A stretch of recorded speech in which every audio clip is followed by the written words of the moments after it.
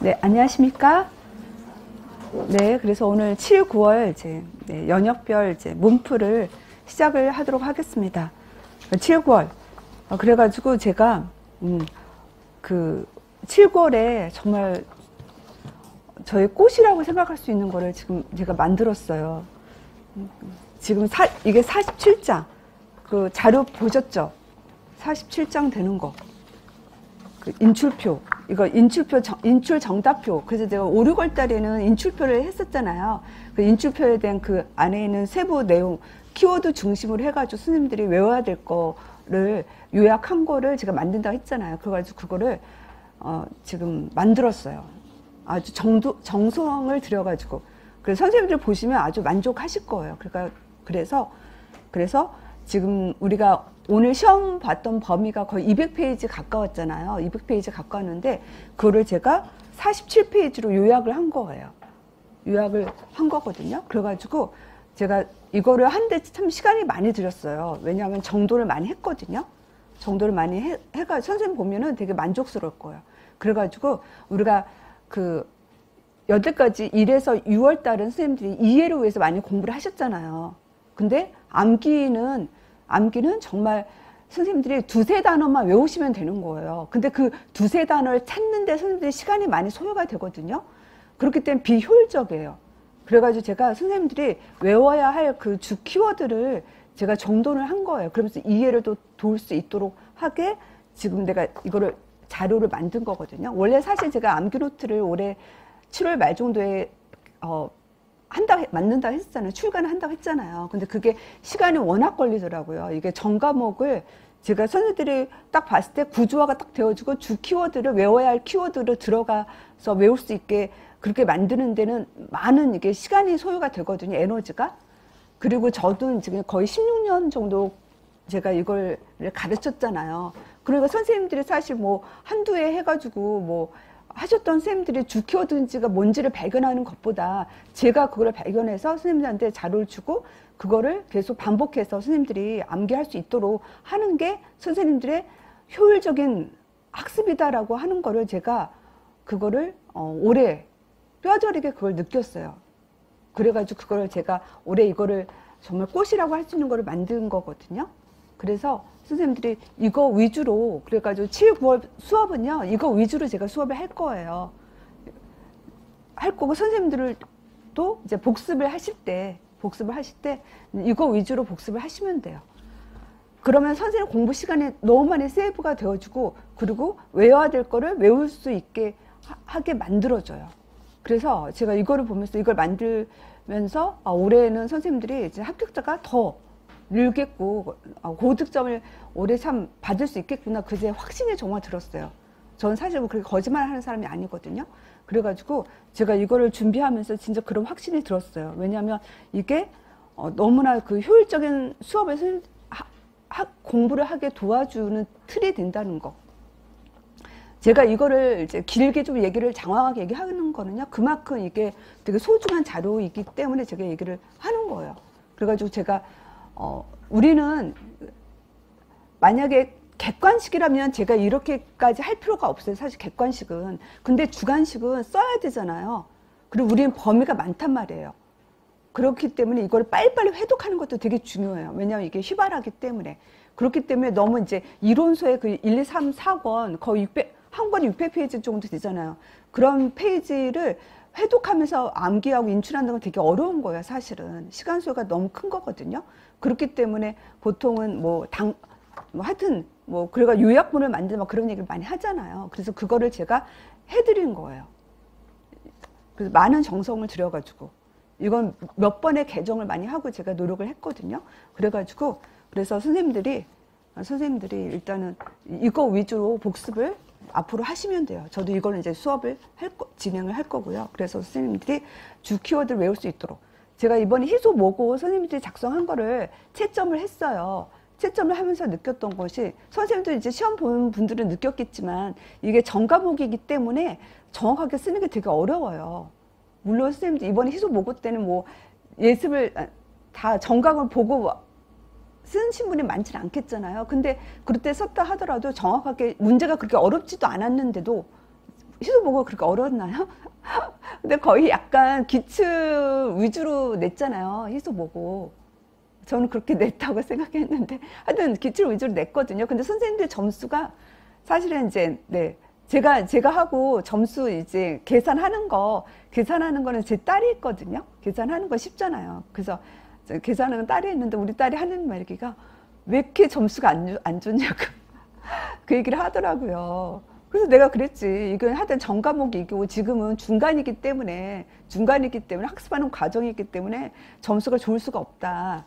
라고 얘기를 해드렸어요. 근데 사실은 우리가 이게 너무 범위가 많기 때문에 사실 어렵지는 않아. 근데 범위가 너무 많기 때문에 이게 어려운 거거든요. 주관식은. 네, 그게 어려운 거예요. 그래가지고 제가 그래가지고 이거를 이렇게 만들었다는 얘기예요. 그래서 선생님들이 이게 지금 200페이지를 지금 47페이지로 만들었잖아요. 200페이지, 47페이지, 50페이지가 안 되거든요. 그러면은 이게 이렇게 하면 거의 4분의 1로 줄인 거예요, 제가. 4분의 1을 줄이면 선생님들이 이게 회독이 되게 빨라져요. 그리고 주 키워드를 외울 수가 있어요.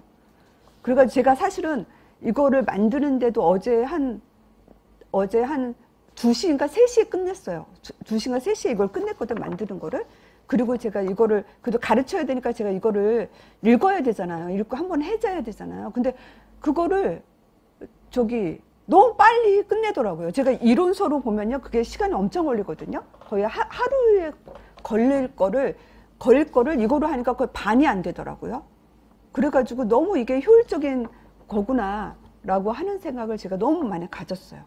그래서 일단은 제가 이제 이거는 전 과목을 제가 7월부터 9월까지 전 과목을 이렇게 만들어 드릴 거예요. 그래서 만들어 드릴 거고, 그래서 선생님들 아마 만족하게 여기실 거고, 그래가지고 이거는 이제 복습하시고, 뭐 인강 선생님 만약에 수업을 늦게 듣는 분들은 이거를 가지고 그냥 예습 복습하시면 돼요, 사실은. 예복습을 이걸로 하시는 게 더 좀 효율적이실 거예요. 이실 거고. 네. 그리고, 네. 7, 9월은 사실 제 강의 꽃이라고, 저는 꽃이라고 생각하지 않는데, 일단 꽃이라고 얘기 많이 하긴 하더라고요. 그래서 7, 9월은 제가 많은 에너지를 쏟는 거고, 또 이제 수요일에는 수요일에 오전에 이제 우리가 암기 스터디를 하잖아요. 암기 스터디도 하잖아요. 인출 스터디 하잖아요. 인출 스터디도 이걸로 할 거예요. 이걸로 할 거니까, 이거에는 제가 하여튼 주 외워야 될 거를 딱 했기 때문에 이걸로 인출 스터디 할 거니까, 인출 스터디 하실 분은 수요일에 9시에 오시면 되고요. 그때 이걸로 할 거는 이거를 가지고 오셔요. 이걸로 가지고 오셔서 이걸로 외우시고, 그때 인출을 하면 훨씬 시간이 세이브가 돼가지고 하여튼 9시부터 1시까지 거잖아요. 9시부터 1시까지인데 이걸로 인출을 하면 뭐 12시에 끝날 수도 있을 것 같아요. 9시부터 12시까지 끝날 것 같고, 그리고 또 이제 이거는 이렇게 해드리고, 이제 11월에는 이걸로 선생님들이 이제 쓸 수 있도록 또 칸을 또 그걸로 이제 만들어 드리려고요. 그래가지고 이것도 있고 또 칸도 있어야 또 쓰는 것도 하는 게 좀 좋잖아요. 또 뭐 쓰지 않더라도 그거 보면서 칸 보고 5, 6할 때 했었잖아요. 5, 6할 때 했는데 그거는 조금 더 정돈이 좀 안 된 거고, 이거는 최상의 제가 정돈을, 최상은 아니지만 거의 해드린 거고, 이제 아마 11월 때는 내가 별표도 지금 시간이 없어서 별표를 못 했거든요. 별 3개, 별 2개, 별 하나 해서 우선순위를 두면서 또 하는 게 좋잖아요. 근데 지금은 이거 정돈을 하는데도 거의 어제 오후까지 정돈을 했거든요. 그만큼 시간이 많이 걸렸는데, 그래서 이제 별 3개, 별 2개, 별 하나짜리는 그거는 이제 12월에 해가지고 우선순위를 하고, 그리고 별 3개, 별 2개는 빈칸도 만들어줘서 선생님들이 인출할 수 있도록 해가지고 바로 또 확인이 하고, 그래가지고 정확성, 우리 시험은 정확성의 싸움이에요. 어쩔 수가 없어요. 왜냐면 선생님 비스무리에 제가 답안 책자하면서도 이분이 공부했는데 정확하지 않으면 답을 줄 수가 없거든요. 근데 그런 게 되게 많아요. 그리고 선생님들이 그게 실제 시험에도 그 얘기 하거든요. 실제 시험에도 그 선생님 이제 물론 경기도 합격하셨어요. 직강 열심히 나왔던 선생님이었는데 합격하셨는데, 그분이 이제 시험 끝나고 저한테 얘기하더라고요. 제가 실수를 많이 했다. 근데 그거는 그 선생님만이 아니에요. 우리 시험은 주관식이기 때문에 실수를 안 할 수가 없거든요. 근데 우리 시험은 실수를 줄이는 게 합격의 고득점이에요. 그러니까 실수를 줄이려면 일단 정확성이어야 되고, 정확성은 주 키워드를 계속 반복해서 인출을 계속 하는 훈련을 계속 하셔야 정확성이 나오거든요. 그래서 그거를 위해서 제가 이제 이 자료를 지금 제가 기분이 되게 좋아요, 사실은. 사실은 잠을 많이 못 자긴 했어요. 근데 너무 중요한 이 자료를 만들어서 제가 마음에 되게 설렘과 기쁨이 좀 많이 있어요. 선생님 보시면 그걸 좀 느끼실 거예요. 네. 그러면 우리 선생님이 그래가지고 일단은 뭐 복습은 항상 중요하죠. 복습해서 내 거로 만드는 게 가장 중요하고, 그래서 시간이 없는 분들은 이제 복습 위주로 수업이 되는 거고, 그리고 시간이 좀 여유가 있는 분들은 이제 예습 복습을 균형 있게 하시면 되겠죠. 그리고 이제 우리 시험은 이제 우선순위 싸움이에요. 우선순위를 아는 사람이 합격하는 사람이에요.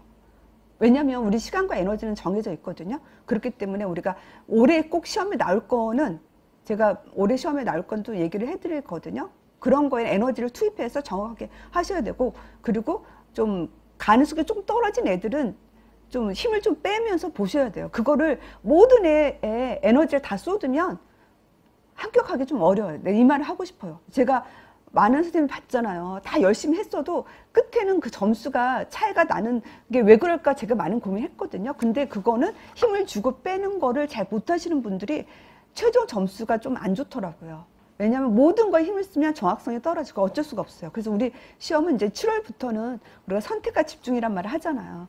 선택과 집중 꼭 끝까지 가는 거거든요. 그렇기 때문에 선택과 집중을 해가지고 시험에 나올 중요한 뭐 별 3개, 제가 이제 문제는 별 3개를 표시를 했잖아요. 그래가지고 별 3개, 별 2개 에너지를 이제 투입을 하는 사람, 그래서 별 3개를 정확하게 푸는 사람이 합격 고득점이다라는 생각을 이제 꼭 하셔야 되는 거죠.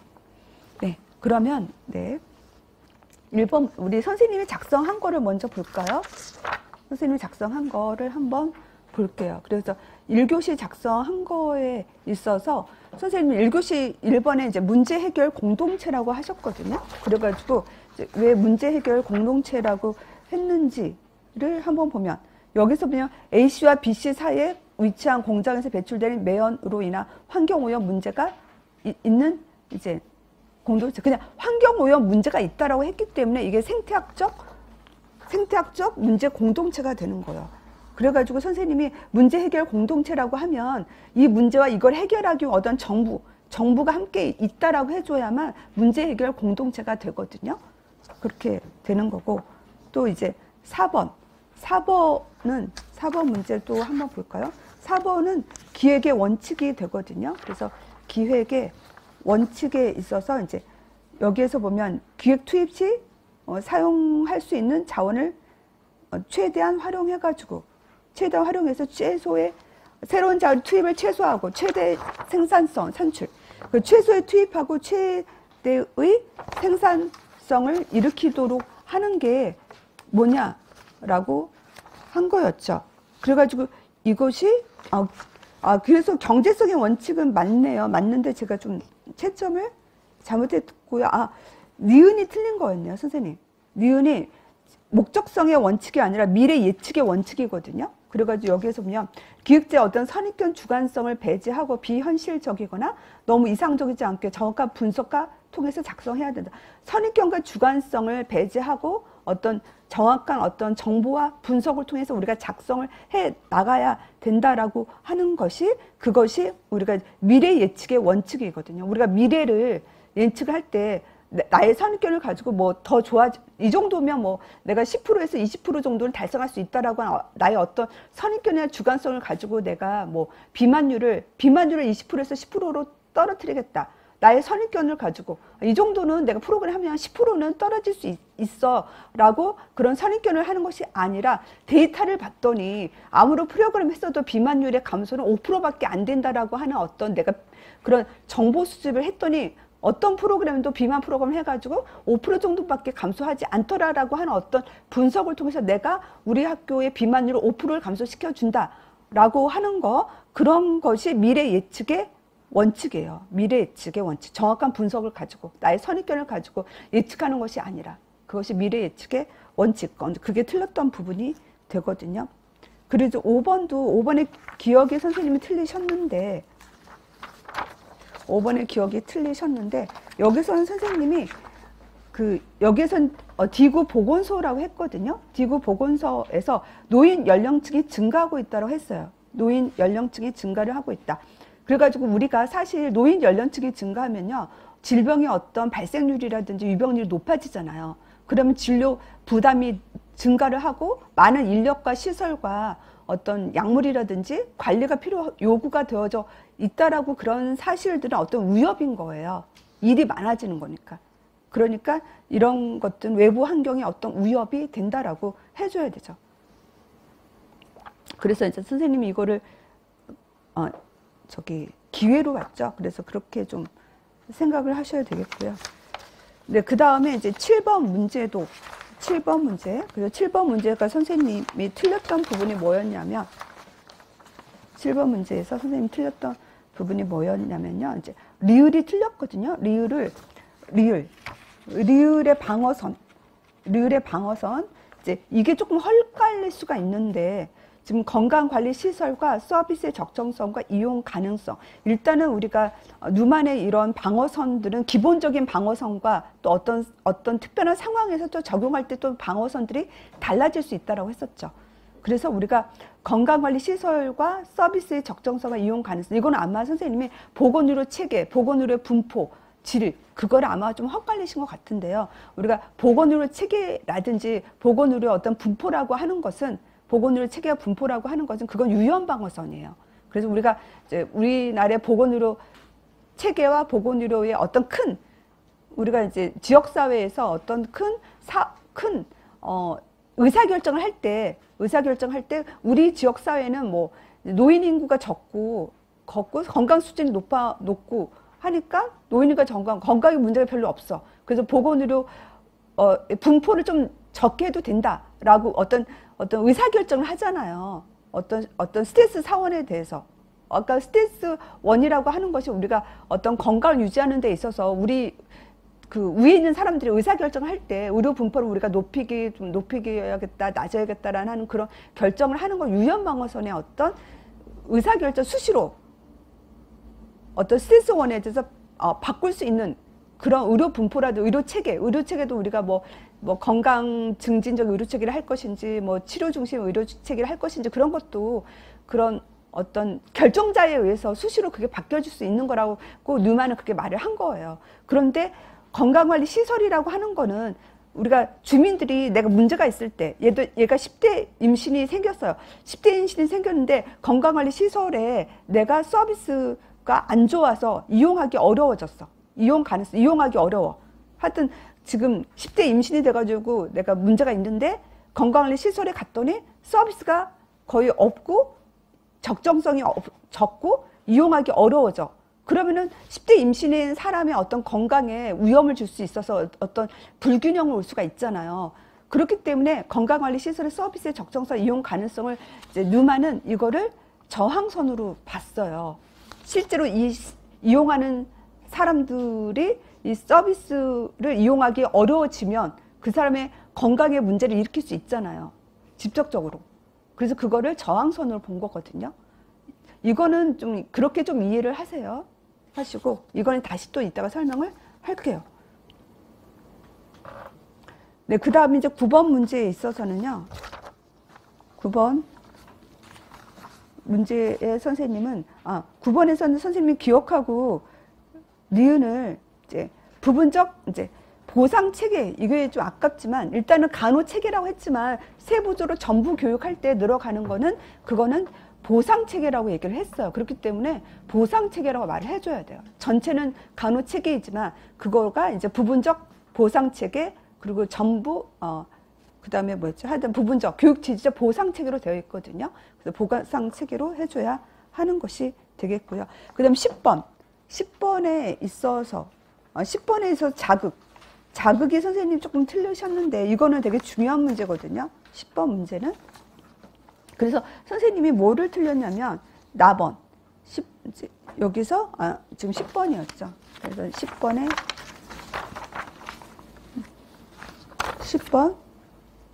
10번에 이제 2조 고혈압 관리와 관련된 어떤 신념, 우리가 신념이라든지 그 사람의 성격이라든지 과거 경험이라고 하는 것은 기본적으로 우리가 어떤 신념, 성격이라든지 것을 기본적으로 가지고 있는 거잖아요. 가지고 있는 것들. 그런 것들은 이제 자녀 자극으로 했어요. 자녀 자극. 이라고 얘기를 했고요. 그 다음에 여기서 혈압약의 복용에 대한, 혈압약의 부작용에 대한 걱정으로 혈압약을 만들어 끊는다. 어떤 혈압약의 부작용에 대한 어떤 걱정으로 혈압약을 만들어 끊는다라고 하는 거, 걱정. 이 걱정, 우리가 걱정이라든지, 뭐 근심이라든지 어떤 상황에 의해서 초점 자극에서 바로바로 내 감정이 영향을 받잖아요. 변하잖아요. 그래서 측정할 수 있고 변할 수 있고 내적인 부분이잖아요. 내적인 거, 외적인 환경 뭐 이런 것들은 관련 자극으로 났어요. 이거를 헛갈리면 안 돼요. 관련 자극. 초점 자극에 의해서 내가 영향을 바로바로 받는, 우리 마음의 근심은 바로바로 영향받죠. 좋은 일이 있으면 또 기쁘잖아요. 나쁘면 근심이 생기잖아. 뭐 그런 것들을 그런 관련 자극으로 놓은 거예요. 그거 헛갈리면 안 돼요. 그렇죠. 우리가 신념이나 성격이라든지 뭐 신념 성격이라든지 과거 경험은 우리가 오랫동안 뭐 약간 형성되어져 기본적으로 깔려있는 그런 것들은 자녀 자극이라고 한 거였죠. 그거를 구분하셔야 되는 거고요. 네, 그 다음에 선생님이 또 틀린 것이 그래가지고 설명이 그랬죠. 그 다음에 우리가 생리적 통합성을 유지하기 위한 적응 양상은 우리가 이제 하여튼 생리적 적응 양상은 생리적 통합성을 얘기를 해줘야 되고, 그리고 이제 환경의 자극, 우리가 이제 얘는 자극이라고 표현을 했잖아요. 우리 적응 이론 자극이라는 표현을 했거든요. 자극에 대한, 환경의 자극에 대한 인간의 어떤 신체적인 기본 욕구, 우리가 신체적인 기본 욕구를 가지고 있잖아요. 먹는 거, 하여튼 먹는 거, 배변하는 거, 자는 거, 그런 것들이 다 신체적인 기본 욕구잖아요. 그런 신체적인 기본 욕구와 관련된 것이 생리적 적응 양상이라고 그렇게 얘기를 했죠. 그래서 그것도 중요한 거가 되고요. 그 다음 2교시 선생님 작성한 걸 또 한번 볼까요? 2교시 거. 2교시 거에 있어서 우리 선생님이 그 디귿을 교육자라고 했거든요. 디귿을 보면 학생이 자신이 가진 해결할 문제를 이해하고, 학생이 자신이 가진 해결할 문제를 이해하고 문제 해결 과정을 알도록 하여 선택된 해결 방법을 수행하도록 학생을 돕는 거다. 그래가지고 이제 이거는 선생님, 우리가 교육자라고 하면요, 지태행의 변화예요. 교육자는 지태행의 변화잖아요. 그래서 건강한 생활 습관을 갖도록 하는 게 교육자예요. 건강에 대해 지식을 가르쳐주고 또 건강을 가치 있게 여기고, 그래도 건강한 어떤 생활 습관을 갖도록 하게 하는 게 교육자거든요. 여기 우리가 상담자가 답이에요. 상담자라고 하는 것은 뭐예요? 학생들이 자신이 가진 문제를 이해해서 그 문제를 해결할 수 있도록, 물론 이제 자신에 대한 이해와 자신에 대한 긍정적인 태도와 긍정적인 행동을 통해서 가지고 있는 문제를 해결해서 정신적으로 건강하게 만들어주는 게 상담이거든요. 그래가지고 상담이라고 하는 건 자신이 가진 어떤 문제, 내가 뭐 친구를 사귀는데 어려움이 있다든지, 내가 뭐 우울하다든지 불안하다든지, 그거에 대해서 자기가 이해를 하고, 그래서 내가 친구를 어떻게 해야 다가가서 사귈 수 있는지, 그리고 뭐 따돌림 받지 않는지, 친구를 사회기술 훈련을 통해서 우리가 친구를 사귈 수 있도록, 그 방법들을 사회기술 훈련을 얘가 할 수 있도록, 그래서 그 학생을 그렇게 할 수 있도록 도와주는 게 상담이라고 했었죠. 그래서 이건 상담자 역할이라고 볼 수가 있겠고요. 그리고 선생님이 이제 비읍을 사례관리자라고 했거든요. 비읍을 사례관리자. 비읍을 볼게요. 조부모와 살고 있는 생활이 어려운 박학생이 있다. 조부모와 살고 있는 생활이 어려운 박학생이 있다. 이 학생 가정의 기초생활 수급권자가 될 수 있도록 동사무소에 박학생에 대한 입장과 정보를 제공해 주었다. 그래서 얘가 지금 조부모를 살고 있어요. 기초생활 수급권, 그래서 생활이 어려워요. 근데 기초생활 수급권자가 아직 안 된 거예요. 그래가지고 동사무소에 가가지고 박학생에 대한 입장과 정보를 제공해서 기초생활 수급권자가 될 수 있도록 해주는 거. 이게 뭐예요? 대변해 주는 거잖아요. 그래서 대변해 주는 게 뭐죠? 옹호자 역할이라고 했었잖아요. 옹호자가 본인이 이거를 이런 권리가 있다는 걸 몰라가지고 본인이 못하니까, 본인이 할 수 있는 상태가 아직 어리잖아요. 아니니까 선생님 대신 가서 그걸 해주는 거잖아요. 그거는 옹호자 역할, 되게 중요한 역할이거든요. 옹호자 역할이 되고, 사례관리자라고 하면요, 얘가 여러 가지 문제를 가지고 있어야 돼요. 얘가 지금 뭐 만약에 박학생이 여러 가지 문제, 뭐 하여튼 우울도 있고, 뭐 ADHD도 있고, 우울도 있고, 또 가정이 어렵고, 또 부모님도 되게 힘든 상황에 있고, 뭐 부모님도 아파서 이제 일도 못 나가고, 뭐 그런 어려운 가정이 있는 그런 가정에서 여러 가지 자원, 자원들을 내가 이제 통합을 해가지고 이 가지고 있는 어려운 여러 가지 문제를 해결을 지속적으로 해나갈 수 있도록 해주는 것 정도가 돼줘야 사례 관리자가 되는 거예요. 사례 관리자는 복합적이고 여러 가지 문제를 가지고 있어야 돼요. 그 대상자가. 복합적인 여러 문제를 가지고 있어서 해결을 하기 위해서도 간호사 혼자 해결할 수가 없어요. 그래서 여러 가지 자원들, 이제 우리가 뭐라고 하죠? 이제 그거 사회복지사라든지 와서 이제 도와줄 수 있는 사람, 물리치료사라든지 또 이제 또 사회복지사도 그렇고 또 어떤 보건소를 통해서라든지 여러 자원을 통해서 이 가정 어려움들을 다 해결해 나갈 수 있도록 통합적인 접근을 하는 것이 사례 관리예요. 그게 사례 관리자가 되는 거죠. 네, 그 다음에 4번 문제도 한번 볼까요? 4번 문제. 오마에 있어서 일단은 이것도 그렇잖아요. 가는 수정 요인이 아니라 수정 인자예요. 키워드. 이런 것도 사실 선생님 어려운데 이렇게 하면 점수를 안 주거든요. 그러니까 이런 거를 지금 조심하셔야 된다. 일단 7월에서 마지막 시험 끝까지는 주 키워드를 외워야 된다는 거. 그래서 이거는 계속 우리가 계속 정확성을 높이는 거에 힘을 써야 된다는 얘기예요. 그리고 수정인자는 대문일 있잖아요. 대상자랑 심각도라고 했었잖아요. 선생님은 대상자만 썼거든요. 심각도를 안 썼어요. 그래서 대상자라고 하는 것도 우리가 개인 가족 지역사회 그랬죠. 개인 가족 지역사회로 우리가 대상자를 하고, 그리고 심각도는 뭐랬어? 건강 증진, 그 실제적 결핍이나 잠재적 결핍이냐, 그렇게 한다고 했었죠. 그렇게 좀 해줘야 되는 거고요. 그리고 5번 문제는 투입 산출 모형에서 이제 목표 수준을 하고 인과관계 모형하고 선생님이 좀 헷갈리셨더라고요. 그래가지고 투입 산출 모형은 내가 투과결로 외우시면 돼요. 투과결이고, 그리고 이제 인과 모형은 이제 결과결, 결연결로 외우시면 돼요. 투과결, 결연결. 이따가 하면서 볼게요. 그러니까 좀 앞글자로 그냥 외우셔야 돼요. 투과결, 결연결. 하여튼 결연결, 하여튼 과경결이다. 과경영. 하여튼 그렇게 여튼 외우셔야 되겠고요. 그래가지고 하여튼 우리가 투입 산출 모형은 투입하고 투입 목표랑 산출 목표랑 결과 목표가 중요해요. 그래서 얘는 투입 산출 모형은 되게 중요하거든요. 투입 목표, 이제 산출 목표, 결과 목표로 나뉘어지는 거예요.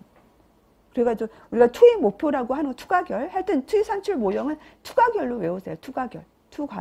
그래서 투입 목표. 그래서 금연 클리닉을 4개에서 설치한다 라고 하는 거 어떤 투입 목표가 되는 거죠. 인력도 8명을 뭐 확보하는 건 투입 목표가 되는 거고, 결론적으로 이제 확보한다. 흡연율을 낮추는 거는 아까 투과결이라 했었죠. 제가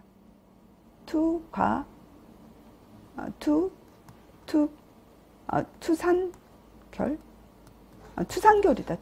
그래서 우리가 투입 산출 모형은 투상결이거든요. 그래서 투입 목표, 얘는 이제 결과 목표죠. 최종이니까. 그 다음에 금연 이동 클리닉을 6개월간 8개 지역에서 운영한다라고 하는 것은 이제 산출 목표가 돼요. 산출. 그래가지고 이건 이따 좀 투상결은 이따가 다시 좀 얘기를 할게요. 좀 좀 자세한 설명이 좀 필요하니까. 하여튼 투상결, 걔는 이제 투입 산출 모형이잖아요. 투입 산출 모형이니까 투상결로 외우시면 돼요. 일단 얘부터 외우세요. 투입 산출 모형이니까 투상결로 외우시면 돼요. 투입 산출 결과 목표로 그렇게 외우시면 되고요. 네, 그 다음에 7번에 있어서 선생님이 7번에 있어서 다를 환자 만족도라고 했거든요. 다가 환자 만족도. 여기서는요, 금연 프로그램이 끝난 후에 환자 만족도를 평가한다라고 했어요. 우리가 끝난 후에 하는 환자 만족도는 우리가 결과평가라고 했었죠. 프로그램 하는 과정의 만족도는 그거는 과정평가예요. 그래서 프로그램 하는 과정에는 과정평가이지만 프로그램이 끝난 후에 하는 것은 그것은 결과평가다라고 했던 것이 되겠고요. 그리고 8번은 8번은 사업의 효율성과 적합성에 있어서는요. 효율성하고 적합성은 얘네들 특히 공식이 있잖아요. 공식. 그래서 그 공식에 맞춰서 구해줘야 돼요. 왜냐하면 여기에서는 그 공식에 맞춰서 구할 수 있도록 자료가 있거든요. 자료가 제시되어져 있기 때문에 공식에 맞춰서 이거를 하셔야 돼요. 효율성은 우리가 이제 어떤 이제 그 목표 달성에 대해서 총 소요 비용의 명수, 총 소요 비용에서 명수를 나누고 그다음 그거를 이제 목표로 또 나누어서 우리가 효율성을 보잖아요. 그래서 한 명당 몇 퍼센트를 뭐 올리는데 얼마가 들었다. 그렇게 이제 표현을 해줘야 돼요. 한 명당 몇 프로를 올리는데 여기서는 이제 1kg를 올리는데 얼마가 들었다. 그러니까 선생님은 그렇게 했지만 계산에서 뭔가 착오가 있었어요. 그래서 계산 착오가 있지 않도록 하셔야 되고요. 적합성도 그렇죠. 적합성도 지역사회 전체 요구에 비해서 내 사업에서 얼마가 사업에 참여했는지 그렇게 적합성을 우리가 개선을 해줘야 되는 거죠. 네, 그리고 선생님이 이제 10번에 있어서는 비읍을 이제 진료 시 사용된 재료, 기술의 가치, 시간, 신체와 정신의 노력에 따라 보상하는 방식은 우리가 이제 이거를 상대가치 수까지를 했었죠. 행위별 수까지는 선생님이 쓴 것처럼 행위별 수까지는 의료 서비스당, 의료 서비스의 가격을 곱한 거, 의료 서비스당. 그래서 우리가 주는 의료 서비스당, 의료 서비스의 가격을 곱해서 계산하는 것은 행위별 수까지이고, 그리고 진료 시 어떤 우리가 특진료를 내잖아요. 특진료를 내고 하는 것들이 상대가치 수까지예요. 왜냐하면 특진료에서는 그 의사의 어떤 뭔가 이제 그 사람이 어떤 하여튼 의료의 어떤 그 사람이 하여튼 뭐 많은 거를 가지고 있다라는 생각을 가지고 있고, 우리가 수술할 때도 뇌에 대한 수술을 할 때도 뇌에서 이 사람이 어떤 정신과 시체가 많이 소요가 되어지고, 만약에 뇌 수술할 때도 뭐 4시간 걸다 6시간 걸다 하잖아요. 그거는 거랑 충수염 수술하는 거는 뭐 1시간밖에 안 걸리잖아요. 근데 뇌 수술하는데 6시간, 7시간 가지면 거기엔 더 많은 돈을 주잖아요. 그런 것들이 상대가치 수까지가 되는 거예요. 정신적인 노력과 시간과 또 이거를 도와주는 어떤 또 거기에 재료비가 많이 들어가잖아요. 거기에 맞게 돈을 주는 것은 상대가치 수까지가 되거든요. 그리고 이제 11번에 있어서는, 그러니까 11번에 선생님이 틀린 것이 니은하고 디귿이 틀렸거든요. 그래서 우리가 상담, 11번에 니은하고 디귿이요. 상담, 재활, 고용 등의 어떤 인간의 생활을 보장할 수 있는 지원한 각종 제도는 이게 사회 서비스예요. 사회복지 서비스가 사회 서비스로 이제 법에서 이름이 좀 바뀌었거든요. 사회 서비스. 사회 서비스는 우리가 이제 보통은 뭐 복지시설 같은 데 있잖아요. 복지시설이 있어가지고 무료로 상담도 해주고, 또 이제 할아버지, 할머니들 또 그 장애자인들이 와가지고 여기서 재활치료도 받고 그걸 거의 무료로 해주거든요. 그것이 사회 서비스예요. 그게 그래서 인간다운 생활을 보장할 수 있도록 이고, 그 다음에 디귿에 있어서는 모든 국민이 정상적인 생활을 하는 지원하는 제도, 생활보호 대상, 어려운 사람에 필요한 급여, 어려운 사람에 필요한 급여를 주는 것이 우리가 기초생활보장이죠. 국민 기초생활보장이었죠. 그래서 이제 그거를 정확히 하시면 되고요. 네. 그리고 선생님이 또 작성할 때는 이렇게 이제 두 가지식으로 하시면 돼요. 그리고 서술형 같은 경우는 한 문제가 3-4개 정도가 있잖아요. 그러면은 이제 뭐 기억, 니은, 디귿이 있으면, 여기 선생님이 기억, 니은, 디귿 안 쓰신 게 있었는데, 내가 그 기억, 니은, 디귿을 쓴 게 있었는데, 그게 2교시 9번. 2교시 9번 선생님이 기억, 니은, 디귿을 안 썼더라고요. 그래서 내가 기억, 니은, 디귿은 제가 쓴 거거든요. 그래가지고 문제에서 항상 기억, 니은, 디귿이 있다든지 그럼 그걸 꼭 써주셔야 돼요. 기억, 니은, 디귿을 쓰셔야 되고, 만약에 기억, 니은, 디귿이 없이 문제가 뭐 3문제가 있다. 그런 것들은 거의 이제 두 가지식으로 쓰면 되거든요.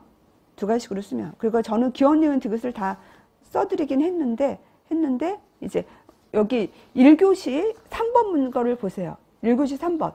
1교시 3번 같은 경우가 이것도 이제 두 가지식으로 쓰신 거예요. 제가 기억, 니은, 디귿을 아마 안 해드렸어요. 그러니까 투입에 속한 것은 하고 답을, 질문이 투입이 뭐냐로 물어봤거든요. 그러면은 답을 쓸 때 투입에 속한 것하고 답을 쓰면 되고, 제가 변환이 뭐냐 했으니까 변환은 뭐라고 이렇게 쓰시면 되는 거예요. 두 가지식으로. 그리고 네. 그리고 채점자가 기분이 좋아야 되잖아요. 그 기분이, 채점자가 진짜 몇 천 개를 채점을 하잖아요. 채점자가 3인 1조로 해가지고 평균을 내는 거거든요. 3인 1조로 해가지고 3명이 선생님들 거를 파워포인트 띄우고 그거를 채점을 하잖아요. 그거의 평균으로 선생님 점수를 하는 거거든요. 그렇기 때문에 이제 일단은 파워포인트 할 때 글자도 조금 좀 크게 쓰는 게 좋아요. 크게 쓰는 게, 작게 쓰는 게 좀 보기 힘든, 크게 쓰고, 그리고 일단은 뭐 우리 문제가 답을 그렇게 요즘 많이 요구하지 않아요. 그래서 한 키워드 한 3개 정도만 써도 거의 맞게 해주는 거거든요. 2-3개만 써도 맞게 해주는 정도의 그런 정도만 답을 요구해요. 그렇기 때문에 이제 우리가 보통 3-4개이잖아요. 그럼 보통 이것도 하나, 둘, 셋, 넷, 다섯 칸이면 한 칸에 이제 하나씩 이렇게 쓰시면 돼요. 이어서 쓰는 것보다는 이렇게 칸을 다음 거는 다음 칸에 쓰고 하는 게 좀 더 낫죠. 채점하기에 더 수월하죠. 네, 그러면 다시 우리가 1교시부터 한번 문제를 풀어보도록 하겠습니다. 네, 그래서 1교시 문제를 볼게요. 1교시 1번. 1번은 1교시 1번은 지역사회 유형이 되거든요. 지역사회 유형에 관한 문제이고요. 그래가지고 이거는 제가 이제 인출 정답표를 한번 볼게요. 인출 정답표. 그래가지고 우리가 오늘 참 수업에 있어서는요, 이론서는 가지고 오셨잖아요. 그래서 오늘 수업은 전체적인 거를 다시 한번 볼게요. 오늘 수업. 그래가지고 오늘 수업은 지역사회 간호의 이해랑 이제 이론하고 이제 활동과 수당, 간호가정하고 보건행정, 가족간호, 건강증진까지가 오늘 수업이에요. 건강증진까지가 오늘 수업이고, 그리고 이제 지역사회 간호는 되게 중요하죠. 오늘 배우는 거에 있어서도 거의 2문제 이상이 나올 수가 있잖아요. 그래가지고 이제 지역사회 간호의 이해를 지금 파트를 보는데 다시 한번 자료를 보겠습니다. 자료에서는요, 일단은 지역사회가 뭔지부터가 이제 보는 거죠. 그래가지고 지역사회에 대한 부분은 그냥 별 2개 정도가 되거든요. 지역사회가 뭔지. 그래서 지역사회가 뭔지는 이제 유형하고 기능만 보시면 돼요. 유형하고 기형, 지역사회. 유형하고 기능. 그래가지고 지역사회 유형은 구기감이라고 했어요. 구기감. 그래서 구조적 지역상의, 기능적 지역상의, 감정적 지역상으로 있다고 했어요. 구기감. 그리고 구조적 지역상이 뭐냐라고 하는 거죠. 그래서 우리가 구조적 지역사회라고 하는 것은 시간적, 공간적 관계에서 모여있다. 그러니까 같은 시간, 같은 공간, 하여튼 같은 시간과 같은 공간에 모여있는 것을 우리가 구조적 지역사회로 하는 거이고, 그 다음 기능적 지역사회라고 하는 것은 어떤 목표를 성취하기 위해서, 과업의 결과, 어떤 목표 성취를 위해서 모여있는 걸 기능적 지역사회. 우리가 어떤 기능을 잘한다라고 하는 것은 목표 달성을 잘할 때 기능을 잘한다고 하거든요. 그 다음에 이제 감정적 지역사회는 어떤 감성 중심으로 모여있는 지역사회를 감정적 지역사회라고 하는 거거든요. 그래가지고 일단은 여기서는 이제 구기감을 외워보셔야 되죠. 구기감. 그래서 구조적 지역사회, 기능적 지역사회, 감정적 지역사회라는 거를 알아야 되고, 그 다음에 구조적 지역사회에는 생대지 집조문이 있죠. 생대지 집조문. 그래서 우리가 생태학적 문제 공동체, 그래서 생태학적 문제 공동체, 그 다음에 대면 공동체, 그 다음에 이제 지는 지정학적 공동체하고 집합체, 그리고 이제 조문이 있죠. 그래서 조는 조직, 그 다음 문은 문제 해결 공동체라고 했어요. 그래가지고 얘는 시험에 나왔듯이 얘를 주로 물어봐요. 시험에서 지금 그래서 얘를 정확하게 외워야 되는 거죠. 공동체 이름을 외워야 되고, 그 다음에 이제 기능적 지역사회에는 이제 동자가 특수했다라고 했었죠. 동자. 그 생대지가 집 조문을 해서 동자가 특수했다. 동은 동일한 요구를 지니는 공동체하고 자원 공동체하고 특수는 특수의미 공동체, 소속 공동체가 된다라고 했어요. 그래서 이제 구별하는 게 되게 중요하고요. 그래가지고 이제 생대지 집 조문부터 얘기를 할게요. 생태학적 문제 공동체라고 하는 거. 생태학적 문제 공동체라고 하는 것은 말 그대로 동일한 생태학적인 문제를 가지고 있다. 같은 시간과 공간을 모여 있어가지고 우리가 이제 같이 수질 오염의 영향을 받고 산림 파괴 영향을 받고 하는 거죠. 만약에 이제 우리가 한강이 오염이 됐을 때 오염된 한강에서 식수를 먹고 있는 서울이라든지 뭐 인천의 주민들이 한강의 물이 인천까지 흘러가서 바다로 가는 거잖아요. 그러니까 뭐 서울에 있는 주민하고 뭐 인천에 있는 주민이 그 수질 오염의 영향을 받았다. 그러면 생태학적 문제 공동체가 되는 거예요. 같은 문제를 가지고 있기 때문에. 그 다음에 생대지, 대면 공동체라고 하는 거. 대면 공동체라고 하는 것은 우리가 대면이 뭐야? 얼굴을 보고 있다.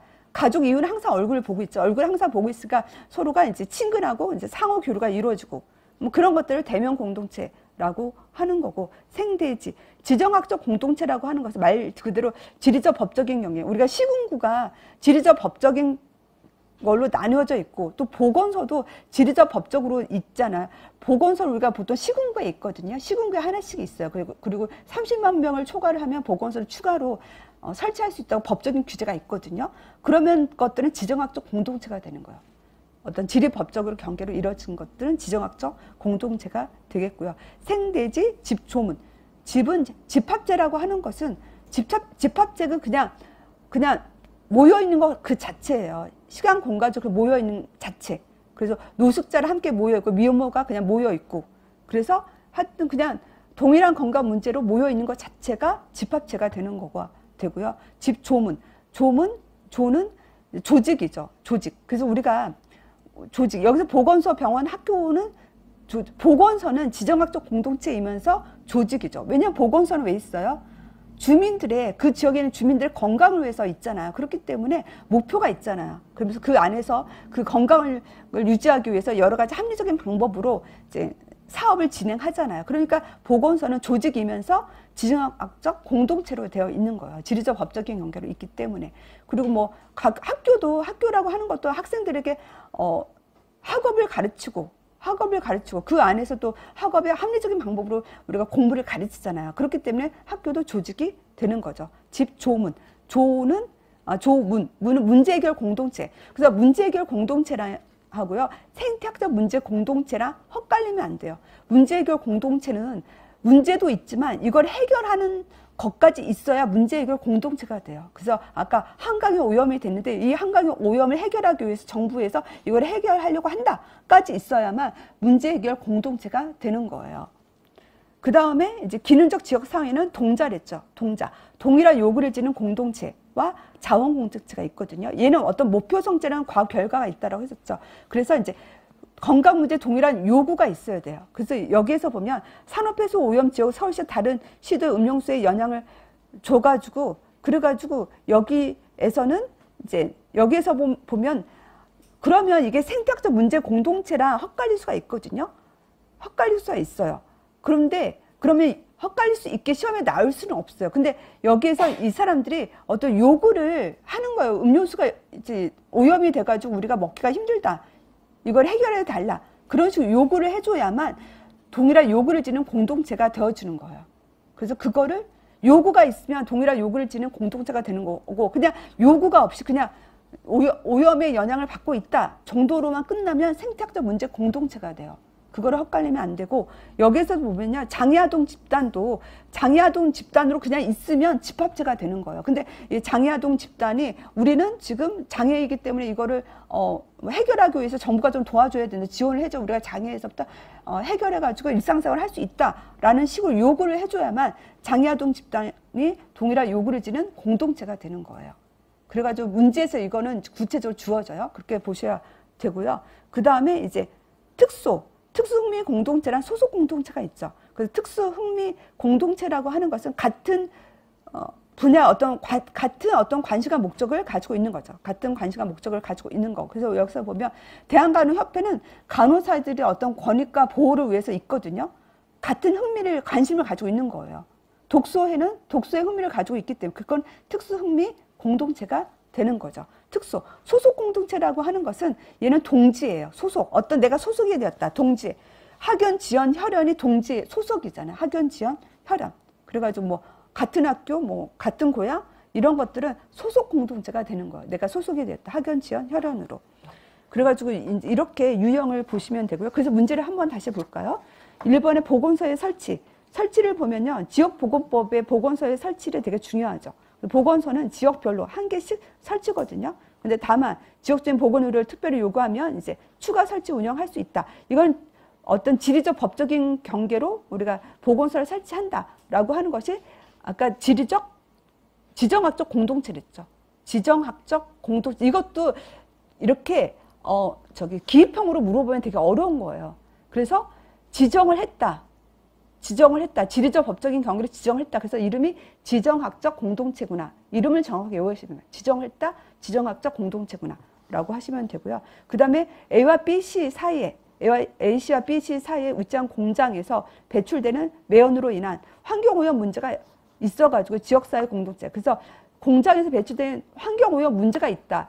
그 문제에 영향을 받고 있는 거잖아요. 그래서 생태학적 문제 공동체가 되는, 그냥 문제만 있는 거예요. 문제만 있어가지고 우리가 생태라고 하는 것이 어떤 환경과 관련돼서 영향을 받는 게 또 생태잖아요. 그 생태학적 문제 공동체가 되어져 있고, 그래서 이 환경오염 문제가 있어가지고 정부에서 이거를 해결하기 위해서 정부 기관이 이거를 해결하기 위해서 뭐 함께 있다. 그러면 걔는 문제 해결 공동체가 되는 거고요. 그리고 여기에서 만약에 공정에 배치된 매연 환경오염 문제가 이 집단이 이 문제를 해결해 달라고 요구를 하고 있다. 해결해 달라고 피켓팅을 하고 있다. 그러면 동일한 요구를 지닌 공동체가 돼요. 그리고 내가 자원 공동체를 얘기 안 했네요. 자원 공동체. 이거는 사업 제공을 위해서 자원의 활용 범위. 그래서 경제, 인력, 물자, 경제, 인력, 물자로 그 자원들이 함께 있는 거. 자원들이 함께 있는 것이 이제 우리가 하여튼 자원이라고 하는 것은 우리가 이제 인력도 고급 인력은 지금 다른 데 있을 수, 미국에 있고 일본에 고급 인력이 있을 수 있고, 물자도 지금 우리나라에 없는 물자가 다른 데 있을 수 있잖아요. 그렇기 때문에 여기는 시간 공간적 관계에서 모인 게 아니에요. 이런 이제 물자라든지 인력이라든지 이런 것들은 다른 데 있을 수 있거든요. 다른 데 있을 수 있어요. 그래서 우리가 어떤 이 목표 성취를 위해서 있기 때문에 자원공동체는 기능적 지역사회로 있는 거예요. 구조적 지역사회 아니라. 같은 시간, 공간을 모여 있는 게 아니라는 거예요. 미국에서도 그 물자가 있을 수 있고 하는 거니까. 기술이 거기 있을 수 있는 거니까. 그래서 이게 자원공동체.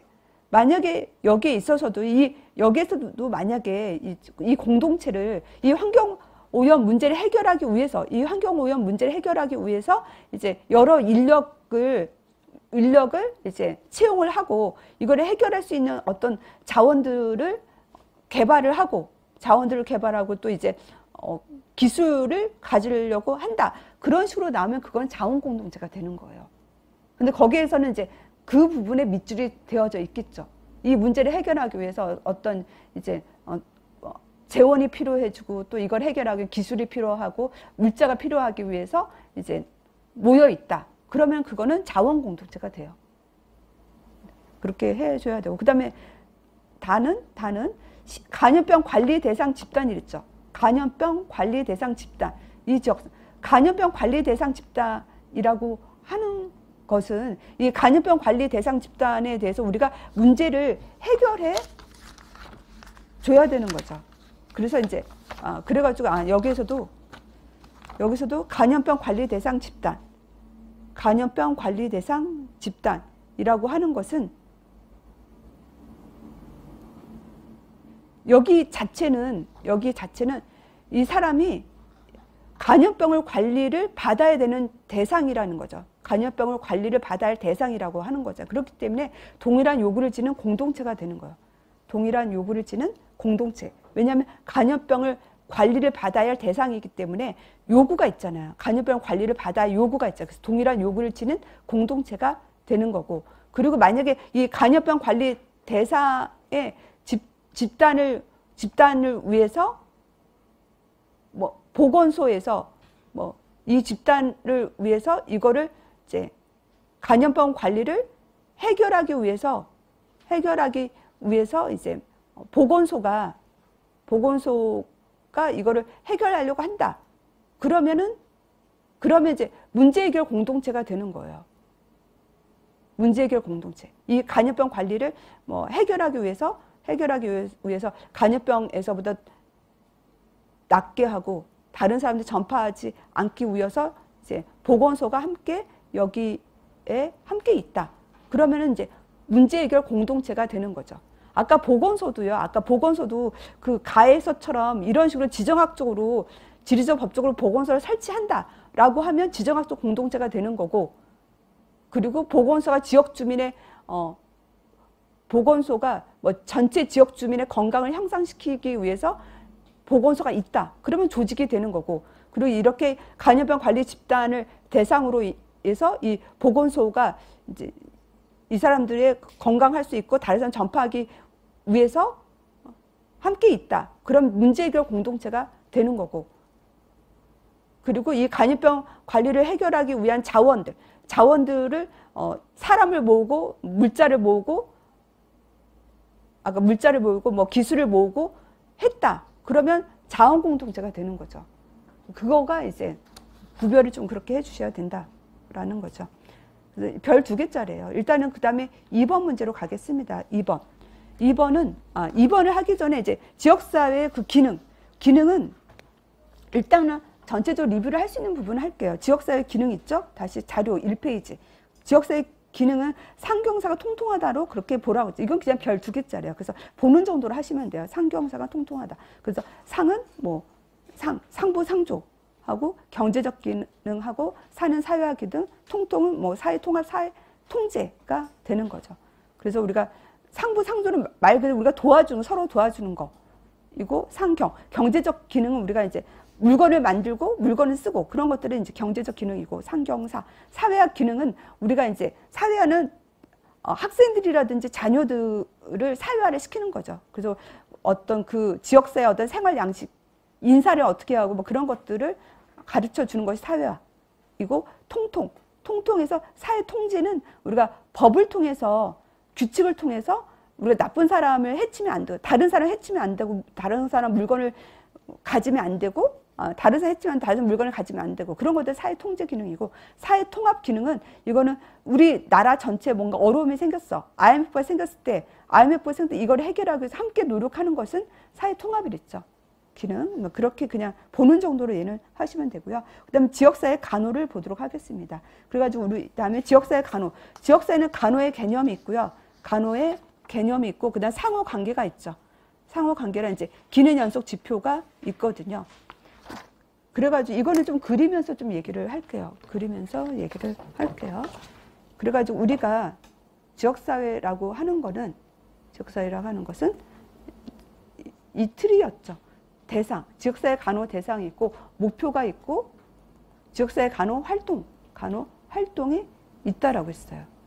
그래가지고 이 대상은 목표에 대해서는 기능 연속 지표가 있다 했죠. 기능 연속 지표가 있고 간호 활동은 간호 목표에 대해서 간호 수단을 쓴다라고 했었죠. 수단을 쓰고 간호 활동은 대상에 대해서 간호 활동은 간호 과정을 갖는다라고 했었어요.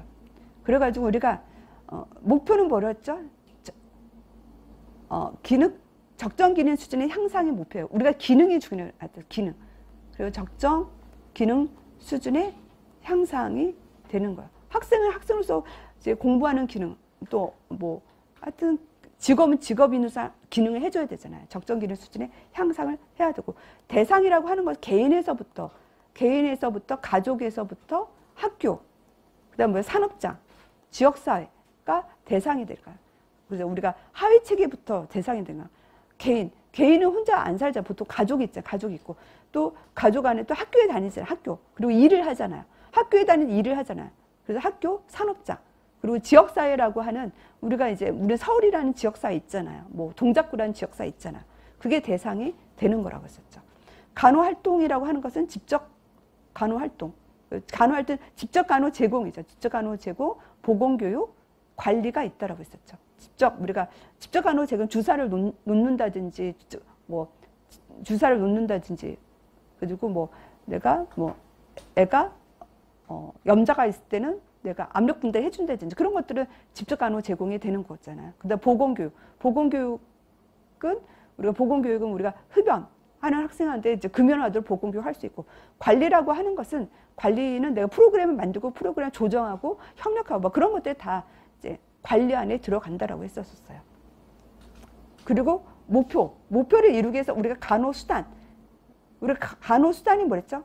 목표를 이루기 위해서 간호활동, 간호수단을 이용한다. 간호수단이라고 하는 것은 우리가 뭐 집단 지도라든지 상담이라든지 매체활동이라든지 의료활동이라든지 그런 것들이 간호수단이 된다라고 했었죠.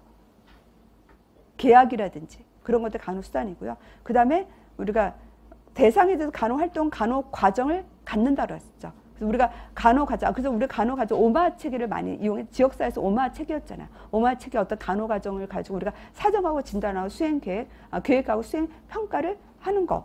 것이라고 했었죠. 그래서 그거를 지금 묻는 문제가 된 거였었죠. 그래가지고 이번 문제는 지역사회 간호 대상에서 아까 개인, 가족, 학교, 뭐 산업적 지역사회 등 간호 목표는 적정기능 수준 향상. 우리가 적정기능 수준 향상이라고 하는 것은 자기 건강 관리 능력을 갖는 거예요. 자신의 문제를 스스로 해결할 수 있는 자기 건강 관리 능력이었죠. 적정기능 수준 향상, 자기 건강 관리 능력, 자기 건강 관리 능력은 자기의 문제를 스스로 해결할 수 있는 능력이 적정기능 수준의 향상이라고 했었고요. 그리고 아까 간호 활동은 이렇게 집중간호 제공, 보건교육 관리가 된다라고 했었죠. 상호 관계는 지역사회 간호 대상하고 목표, 대상과 목표는 기능 연속 지표가 있다 그랬고요. 그다음 활동하고 대상자, 활동하고 대상자는 간호 과정, 그리고 목표와 활동은 간호 수단이 됐다라고 했고요. 네, 그리고 있고, 네, 그 다음에 그래가지고 다시 문제 안 낸 것도 다시 볼게요. 다시 자료. 상호관계는 얘기했고요. 상호관계는 얘기했고, 그다음 건강의 정의는 그냥 이해하는 거예요. 우리가 건강이라고 하는 것은 뭐 질병이나 허약하지 않을 뿐만 아니라 우리가 이제 질병이 없다라고 해서 건강한 것이 아니라 질병은 허약하지 않을 뿐만 아니라 우리가 신체, 정신, 사회, 영적으로 완전히 역동적인 상태, 안녕된 상태, 우리가 신체, 정신, 사회, 영적으로 이제 안녕된 상태를 우리가 건강이라고 한다고 했었죠. 그래서 내가 신체적으로도 질병이 없을 뿐만 아니라 정신적으로도 건강해야 되고 불안, 우울이 없어야 되고 사회적으로 나에게 주어진 역할, 학생은 학생 역할, 또 내가 직장인 역할을 잘 해줘야 돼. 영적으로도 내 안에 너무 죄책감이라든지 그런 것이 좀 자유로워지고 그런 것들을 건강이라고 얘기를 한다고 했어요. 그 다음 기능 연속 지표는 조금 중요하니까 볼게요. 기능 연속 지표라고 하는 것은 이제 부정적인 기능하고 긍정적인 기능이 나뉘어진다고 했었죠. 이것도 좀 그릴게요. 그래서 우리가 기능 연속 지표는 그래서 우리가 부정적인 기능과 긍정적인 기능이 나눠진다고 했죠. 긍정적인 기능은 자를 대고 성자랬죠. 자를 대고 성자라고 했고요. 부정적인 기능은 뭐랬죠? 긴초외장이랬죠. 그래서 긴초외장이 부정적인 기능이랬었죠. 그래서 긍정적인 기능에서는 자가 뭐였어요? 자기 인식부터 있죠. 자기 인식하고 그다음에 대처예요. 그다음에 성장이죠. 그다음에 자아 실현.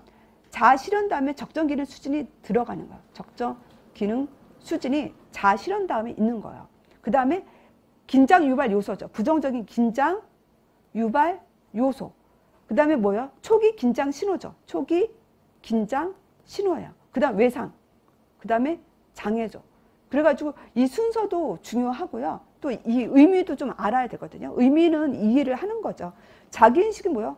자기가 있는 장소, 내가 어디 있고 내가 어떤 상황인지를 이해하는 거죠. 친구들이 나를 왕따하고 나는 친구가 없다. 그걸 인식하는 것도 자기 인식이에요. 대처는 상황에 적합한 어떤 태도를 갖는 거죠. 우리가 대처가 능력이에요. 대처. 문제를 처리할 수 있는 능력. 그래가지고 내가 뭐 친구가 없으면 친구를 좀 사귀려고 하는 능력을 가지고 있어야 되잖아요. 그게 대처예요. 그 친구가 없어도 그냥 대처하지 않으면서 혼자 계속 있는 거잖아요. 그럼 대처 능력이 떨어지는 거죠. 대처는 능력이고, 그 다음에 우리의 성장이라고 하는 것이 어떤 태도예요. 상황에 적합한 태도. 그래서 걔가 긍정적인 태도를 갖는지, 뭐 부정적인 태도를 갖는지, 상황에 적합한 태도를 갖는지가 성장이 되는 거고, 그 다음에 자아실현이죠. 자아실현. 자아실현은 우리가 뭐 적절한 성취. 걔가 그래도 항상 꼴찌하고 싶지 않잖아요. 그래서 걔가 그래도 적절한 성취를 할 수 있도록 도와줘야 되잖아요. 그것들이 자아실현을 하는 거고. 그래서 우리가 적정 기능 수준이라고 하는 거, 적정 기능 수준이라고 하는 것은 이제 고려할 수 있는 요인을 고려해가지고 기능을 최대한 기를 수 있는 게 적정 기능 수준이라고 하거든요. 그래서 고려할 수 있는 요인에서 최대한 기능을 발휘하는 거, 최대한 기를 고려할 수 있는 요인이라고 하는 것이 그 정환이가 보습하는 사유가 돼요. 정환이가 보습하는 사유가 그것이 고려할 수 있는 요인이 되거든요. 그래서 정환이가 보습하는 사유를 먼저 얘기를 하면 이제 적정 기능 수준의 영향을 정환이가 보습하는 사유는 이것이 건강 결정 요인에도 영향을 주는 거라고 했었죠. 정환이가 보습하는 사유는 그래가지고 우리가 정은 정치적인 거, 그 다음에 화는 환경, 그 다음에 정치적인 환경하고 그 다음에 이제 보는 보건의료 체계, 보건의료 전달 체계, 그 다음에 습관.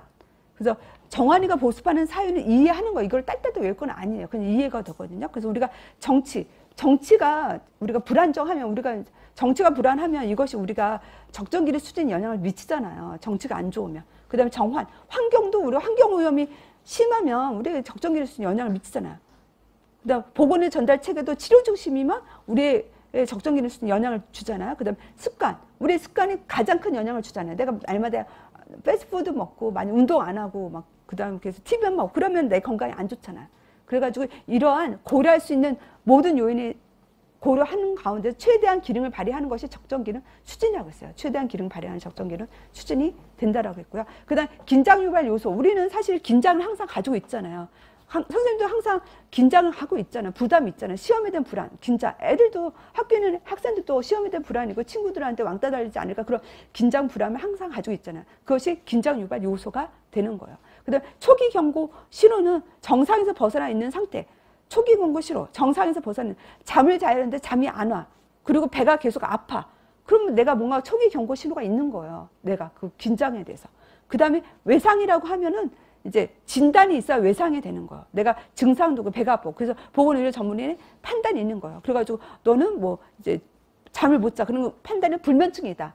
너는 불면증이기 때문에 뭐 불면증 치료를 받아야 된다라고 하는 것이 외상이 되는 거죠. 장애는 뭐 능력이 없어지는 거. 장애 능력이 없어지는 거는 우리가 이제 뭐 우리가 항상 뭐 손을 써야 되고 손으로 잘 써야 되고. 걸어야 되고 우리 그게 능력이잖아. 볼 수 있어야 돼요. 근데 능력이 없으면 잘 보는 것도 힘들고 뭐 걷는 것도 힘들고 그때 능력이 없어지는 거죠. 그래서 기능장애가 되는 거죠. 기능장애가 되면 내가 눈도 안 보이고 뭐 당뇨병 합병증에 눈도 안 보이고 뭐 이제 발 절단되면 걸을 수도 없고 그런 정도 수준이 되면 기능장애가 되는 거예요. 그래서 이제 그렇게 이제 기능 연속 지표는 외우셔야 되는 거고요. 그래가지고 네, 그 다음에 이제 변화도 한번 그 볼게요. 자료에서 우리가 이제 지역사회 간호에서 중요한 1차 보건 의료이죠. 1차 보건 의료는 알맞다 선언에 의해서 1차 보건 의료가 우리나라에 이제 알맞다 선언은 1차 보건 의료에 관한 거예요. 그래서 그 이후에 이제 보건 진료원 제도하고 농어촌 등 보건 의료를 위한 특별 조치법 이거 외워야 되는데 농특법이라 하는 거죠. 농특법이라고 하는 애가 되게 중요하다고 했거든요. 농특법이라고 하는 애 이름을 풀네임으로 외우셔야 돼요. 농특법이 농어촌 등 보건 의료를 위한 특별 조치법. 얘는 정확하게 외우셔야 되는 거예요. 그래서 농어촌 등 보건 의료를 위한 특별 조치법하고 그로 인해서 보건 진료원 제도가 우리가 오지에 이제 보건 진료원 간호사랑 이제 조선사 자격증 있는 사람이 우리가 거기서 이제 1차 보건 의료를 담당을 하잖아요. 그래가지고 그게 중요하고 그리고 건강증진법이란 지역보건법이 이제 우리가 지역사회 간호에서 되게 중요한 법이다라고 보시면 돼요. 그래서 건강증진법, 국민건강증진법이 있잖아요. 그래서 중요하고 지역보건법도 우리가 중요하거든요. 지역보건법을 통해서 우리가 사업이 이제 포괄적인 사업을 요구에 그쳐서 포괄적인 사업을 하게 된 거예요. 전에는 정부에서 이런 사업 하라 해가지고 내려오는 사업했는데 이제는 우리 지역사회는 뭐 흡연율이 높으니까 이제 흡연 사업을 해야겠다. 그리고 이제 전반적인 문제를 다 한다라는 것이 지역보건법에 의해서 이루어졌다라고 해서 이제 국민건강증진법이라고 하세요. 국민건강 이름이 그냥 건강증진법이 아니라 국민건강증진법이죠. 그래서 국민건강증진법 지역보건법으로 법 이름을 일단은 외우셔야 되는 거죠. 중요한 법이니까 그렇게 보시면 되겠고요. 네, 그럼 체계 이론은 한 10분 쉬었다가 하도록 할게요.